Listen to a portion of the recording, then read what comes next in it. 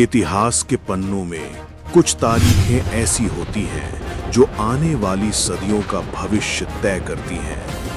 28 फरवरी 2026 एक ऐसी ही तारीख बन चुकी है। दुनिया को लग रहा था कि ये सिर्फ एक और सीमाई झड़प है, लेकिन तेहरान के आसमान में जब एपिक फ्यूरी की मिसाइलें चमकीं तो वो सिर्फ बारूद नहीं था, वो एक पुरानी व्यवस्था का अंत था।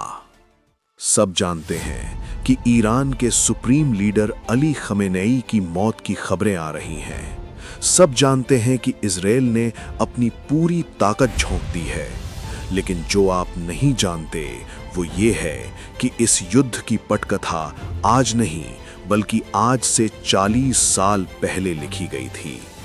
आज वृत्तांत में हम उस सच की तह तक जाएंगे जिसे न्यूज़ रूम्स के शोर में दबा दिया गया है।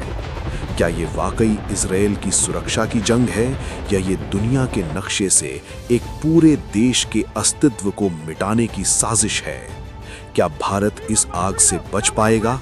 चलिए शुरू करते हैं इस महायुद्ध का असली विश्लेषण। पीयूष, इस युद्ध को समझने के लिए हमें थोड़ा पीछे जाना होगा। 1979 से पहले ईरान और इजराइल दुश्मन नहीं बल्कि दोस्त थे। ईरान के शाह के समय में दोनों देशों के बीच व्यापारिक और रणनीतिक रिश्ते थे, लेकिन 1979 की इस्लामी क्रांति ने सब कुछ बदल दिया। आयतुल्लाह खमेनेई के नेतृत्व में ईरान एक इस्लामी गणराज्य बना और इजराइल को छोटा शैतान यानी लिटिल सेटन करार दिया गया। पिछले 4 दशकों में ये दुश्मनी प्रॉक्सी वॉर के रूप में लड़ी गई। ईरान ने सीधे हमला करने के बजाय अपने हाथों का इस्तेमाल किया। लेबनान में हिजबुल्ला, गाजा में हमास और यमन में हौथीज। लेकिन 2026 में जो हुआ उसने इस पर्दे को हटा दिया। इजराइल ने समझ लिया था कि सांप के सिर को कुचलने बिना उसकी पूंछ यानी प्रॉक्सीज को खत्म करना नामुमकिन है। अब बात करते हैं उस हमले की जिसने ईरान को घुटनों पर ला दिया।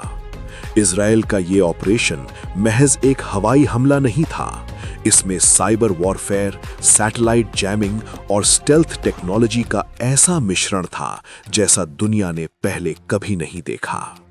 ईरान के नतांज और फोर्डो जैसे परमाणु ठिकानों को निशाना बनाया गया, लेकिन सबसे चौंकाने वाली बात थी तेहरान के ग्रीन जोन पर सटीक स्ट्राइक। इंटेलिजेंस रिपोर्ट्स बताती हैं कि इजराइल के पास ईरान के सुरक्षा तंत्र के अंदर के भेदी मौजूद थे।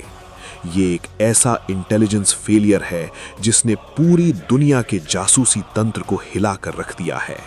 खमेनाई की मौत महज एक घटना नहीं है, ये ईरान की अभेद्य दीवार के ढहने का प्रतीक है। खमेनेई के जाने के बाद अब ईरान में सबसे बड़ा सवाल है, अब कौन? ईरान का तंत्र 2 हिस्सों में बटा है। एक तरफ है कट्टरपंथी रेवोल्यूशनरी गार्ड्स IRGC और दूसरी तरफ है वहां की आम जनता और कुछ उदारवादी नेता जो अब इस घुटन भरी व्यवस्था से आज़ादी चाहते हैं।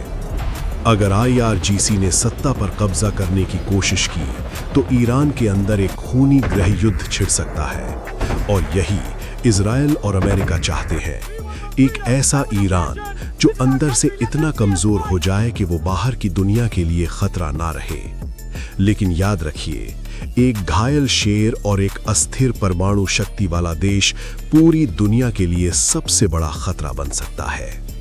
अब उस पहलू पर आते हैं जो आपकी और हमारी जेब से जुड़ा है। जैसे ही युद्ध की चिंगारी भड़की, हॉर्मुज की खाड़ी को बंद करने की धमकी दी गई। ये समुद्र का वो संकरा रास्ता है जहां से दुनिया का 20 से 25% कच्चा तेल गुजरता है। अगर ये रास्ता 1 महीने के लिए भी बंद हो जाए तो दुनिया में तेल की कीमतें आसमान छूने लगेंगी। अमेरिका भले ही अपना तेल खुद निकालता हो, लेकिन यूरोप और एशिया पूरी तरह से इस रास्ते पर निर्भर है। चीन, जो ईरान का सबसे बड़ा तेल खरीदार है, इस समय सबसे ज्यादा तनाव में है। उसकी पूरी इकोनॉमी की सप्लाई चेन दांव पर लगी है। भारत के लिए ये स्थिति इधर कुआं उधर खाई जैसी है।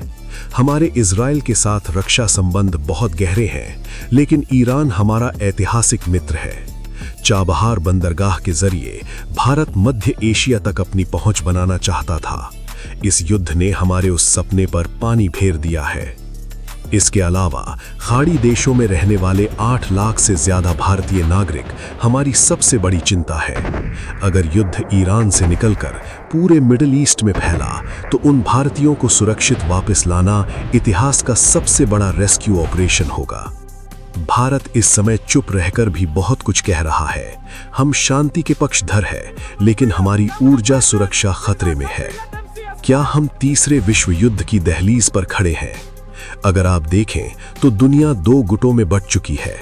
एक तरफ अमेरिका, यूरोप और इजराइल है, दूसरी तरफ ईरान, रशिया, चीन और नॉर्थ कोरिया का एक अघोषित गठबंधन है।